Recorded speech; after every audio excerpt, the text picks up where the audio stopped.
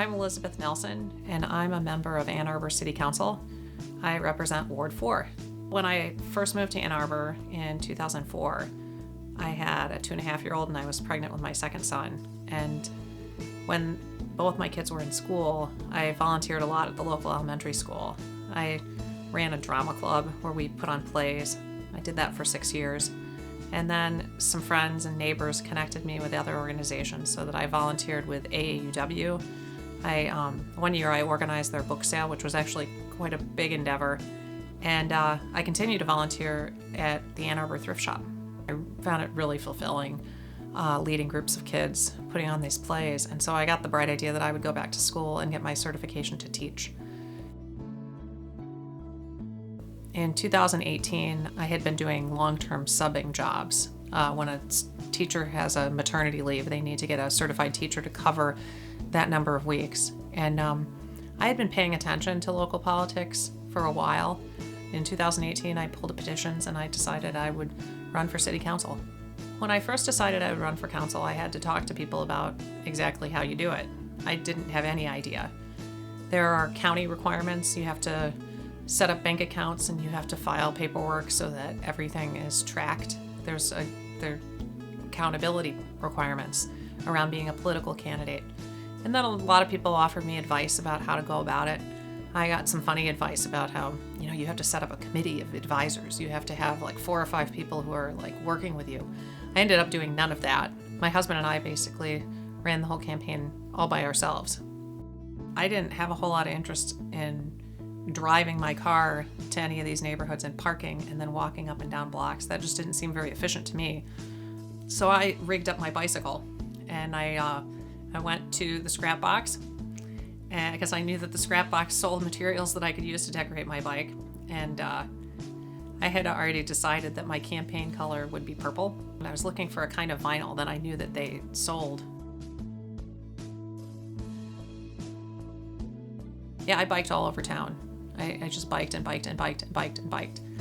And at first I was going through data and actually knocking on doors and like paying attention to like, this is where voters live. And by the end, I got so tired of knocking on doors that I was literally just biking around and talking to people at bus stops. When I first got on city council, fresh off the campaign, one of the things that was really compelling to me was the number of people who I had talked to who said, "We don't feel like we can keep up with what the city is doing. The city makes decisions that we don't know about." A lot of people told me this, that they really just wanted to be able to keep up with what was going on. So the biggest thing that I have done as a council member, the thing that I've really invested a lot of time in, is writing a newsletter that is hopefully a pretty comprehensive summary of what council is about to do, so that people who sign up for my newsletter who are really interested in following the work of city council can quickly skim and scan and try to identify the issues that they care about so that they can contact me and say, I see that you're doing X, Y, and Z, and I want you to know this backstory, or I have concerns about this, I don't think you should vote for it, or maybe you really should vote for it. And that's one of the things I'm proudest of since being elected to council.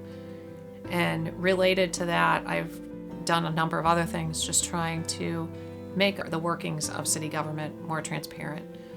I asked that minutes be published in a more timely way because there was such a long delay. I've asked that we have a more open process for appointments to boards and commissions. And issues that residents have brought to me, I've taken them up. I still volunteer at the Ann Arbor Thrift Shop. That's an interesting experience now because with COVID, we have sort of extra jobs and we're open less shifts simply because we don't have the volunteers. I work in the back room. I've worked in the back room for a long time and receiving donations. I also work at a preschool.